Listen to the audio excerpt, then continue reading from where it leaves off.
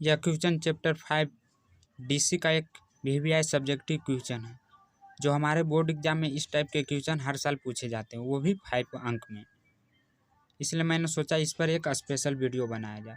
यह अध्याय 5 के विविध प्रश्नावली के क्वेश्चन नंबर 12 है, जो कि लगभग 1 साल छोड़कर 2-3 साल पर देते ही रहता है। अगर आपके पास क्वेश्चन बैंक है तो इसे उलट कर देखिए, यह क्वेश्चन आपको ज़रूर मिलेगा। इसलिए वीडियो आपके लिए बहुत ज़्यादा ज़रूरी है, इसलिए लास्ट तक ज़रूर देखें, तभी आपको समझ में आएगा। तो चलिए अब इसको हल करते हैं। एक बार क्वेश्चन को अच्छा से पढ़ लीजिए कि कह क्या रहा है। कह रहा है यदि y बराबर 12 × 1 माइनस कोस टी, y बराबर इतना दिया हुआ और x बराबर इतना दिया हुआ, तो dy/dx ज्ञात करने के लिए कह रहा है, यानी इसका डी सी निकालना है। तो हम क्या करेंगे कि सबसे पहले y का डी सी निकालेंगे और फिर x का डी सी निकालेंगे। आप चाहें तो दोनों को एक साथ भी निकाल सकते हैं। तो चलिए मैं सबसे पहले y का निकाल के बताता हूँ। तो हमारा y बराबर इतना दिया हुआ है, तो यहाँ पर हम एक बार लिखेंगे।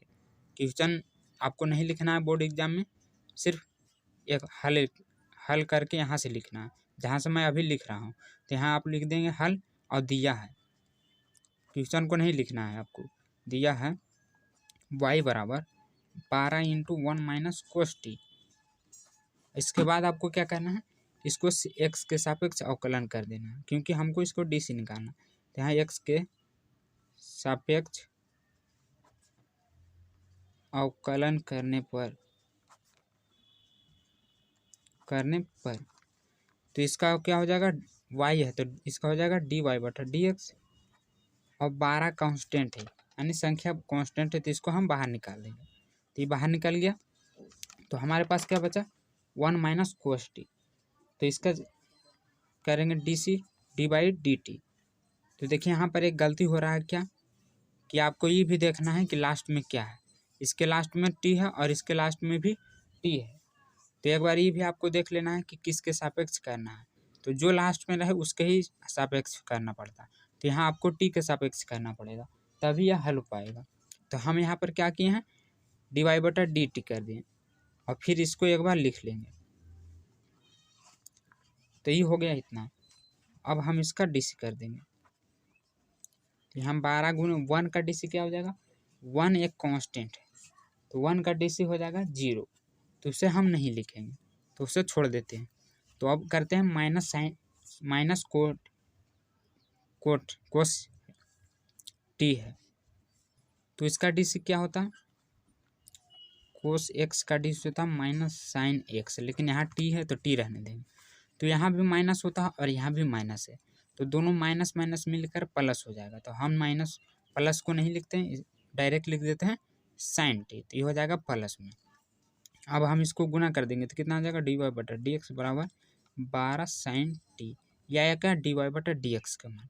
इसी तरह हमें क्या करना है कि निकालना है अब dx/dy का मान। तो यहाँ पर फिर से आपको लिख देना है पुनः x बराबर क्या दिया होता है 10 × t माइनस साइन टी।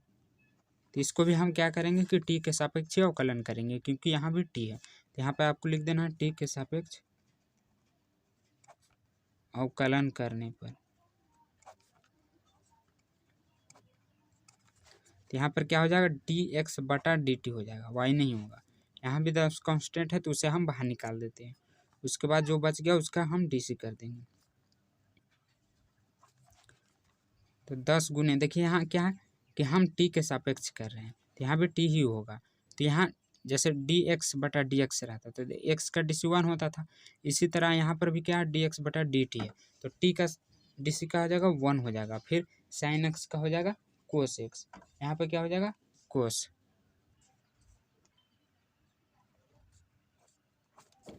ये आ गया इतना। अब हम क्या करेंगे कि हम dy/dx का मान निकालेंगे। तो y बराबर हमारा क्या आया था dy/dx, dy/dt होना चाहिए। यहाँ t के सापेक्ष कर रहे हैं तो t होना चाहिए, तो यहाँ पे आपको t कर देना।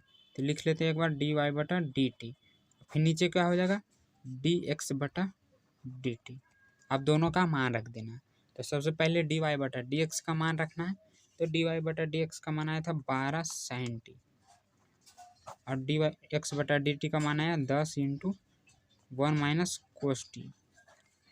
तो देखिए इतना है। अब हम इसे कुछ काट सकते हैं, जैसे यहाँ 12 तो 6 दूनी 12, 5 दूनी 10, तो कट गया हमारा। तो यहाँ पर क्या बचा, यहाँ पे बच गया 6/5 और यहाँ है sine by minus cos t. तो इसे हल करने के लिए आपको क्या करना पड़ेगा कि साइन टी का एक फार्मूला होता है, अगर वो आप लगाते हैं तो यह आसानी से बन जाता है। तो चलिए मैं बताता हूँ क्या होता है। तो क्या है साइन टी, तो इसका होता है 2 साइन t/2, x/2 भी होता है लेकिन यहाँ टी है तो t/2 ही करना पड़ेगा, इंटू कोस t/2। और फिर आपको क्या करना है 1 माइनस कोस टी का भी लगाना पड़ेगा। काट उठ के इसको मतलब टेन या कोट में इसका आंसर देता होगा। तो चलिए इसको अब हल करके देखते हैं क्या आंसर आता है। तो यहाँ हो जाएगा, इसका होता है हाँ 2 साइन, इसका हाँ स्क्वायर में होता है t/2, तो इतना हो गया। अब देखिए आपको क्या करना है कि यहाँ भी 2 है और यहाँ भी 2 है तो कट जाएगा, और यहाँ साइन है और यहाँ 2 साइन है तो एक ही कटेगा, एक बच जाएगा। तो जो बच गया उसको हम लिख लेंगे। ऊपर क्या बचा, कोस t/2 और नीचे 2 था तो एक कट गया तो एक बचा हुआ है। तो कोस बटे साइन क्या हो जाएगा, कोट, कोट हो जाएगा t/2। तो यही हमारा सही आंसर आ जाएगा।